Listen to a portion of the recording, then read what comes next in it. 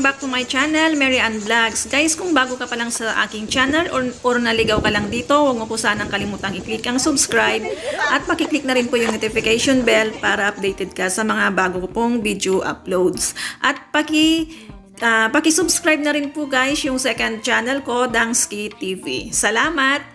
And guys, sa video to, ang i-share ko sa inyo ngayon ay about po sa isang WhatsApp tricks na paano natin makuha yung buong details ng kanilang conversation.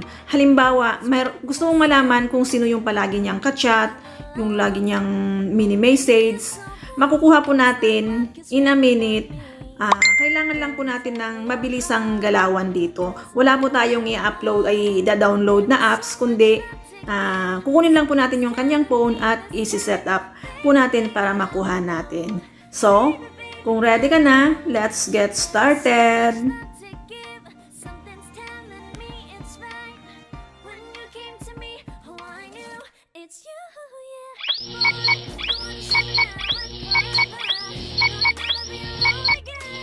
So guys, mag-start na nga po tayo. Kunin po natin yung kanyang cellphone. Since iisa lang po kasi yung, wala naman po akong ka-chat sa WhatsApp, so iisa lang po yung makikita po natin dito. So, punta po tayo sa kanyang chat box. Then, i-click po natin yung tatlong dot dun sa taas. And then, settings. I-click po natin yon. And then, hanapin po natin yung data and storage. And then, click po natin yung storage usage. Ayan. Kagaya po ng sabi ko kanina, iisa lang po yung makikita nating chat sa aking phone dahil hindi ko naman po ginagamit ang WhatsApp. So, i-click po natin yan.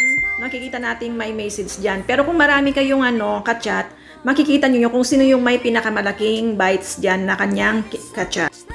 So, after po nating makita kung sino po yung may pinakamalaking bytes na kanyang ka-chat, mag-back po tayo sa ating chat box, sa main chat box po. Pag nakapag-back na po tayo, i-search po natin yung pangalan ng tao na nandoon. Halimbawa yan, yung may Samsung A8 na lang po ang i-search natin kasi wala naman pong iba. Pag na-search na po natin yan, syempre lalabas na po yung pangalan. Kunwari, ayan, lumabas na po siya. I-tap po natin yon. And then, pag na-tap na po natin yan, may lalabas po ulit na. So, ito na po yung lalabas. Lalabas po yung buong conversation ninyo. So, makikita po natin yung tatlong dots sa taas. I-click po natin yon. And then, pag na-click, i-click po ulit natin yung more. And then, export chat. Dito guys, pwede ninyong without media or include media. Pag include media, kasama po yung mga pictures na mga sinend niya. Makikita po natin.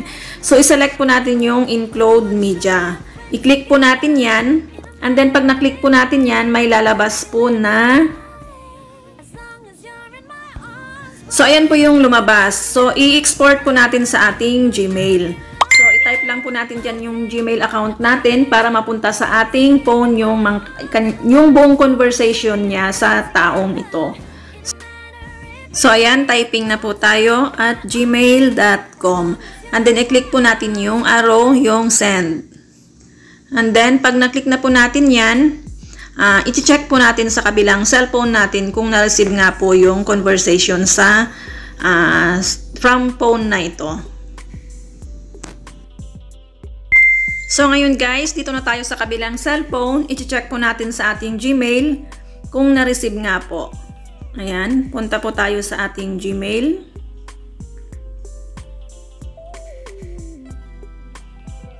Ayan. And then, ayan. So, ayan nga po, yung unang message doon po na nakikita ninyo. Ayan, WhatsApp chat with my Samsung A8. So, ayan na po siya.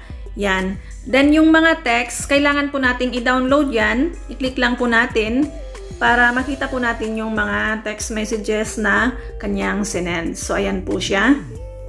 I-download na po. So, ayan po yung mga message doon. Ayan yung mga dati kong ginamit sa mga previous tutorial ko. So, ayan po yan, yung mga nandoon. Makikita po natin lahat-lahat. So, no worries na po kung kailangan po ninyong mahuli yung taong ganun lang po yung gawin nyo sa kanyang cellphone. I-send lang po ninyo sa inyong Gmail account para makuha po natin.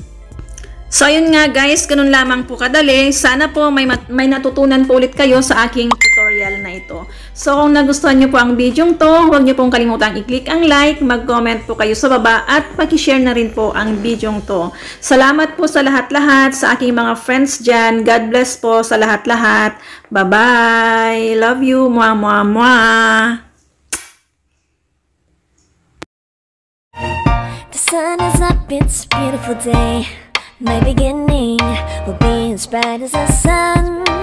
Come, won't you come along? And it feels so bright, it's like luck is raining on me. Go and follow your heart, doesn't matter how far. There is so much love to give.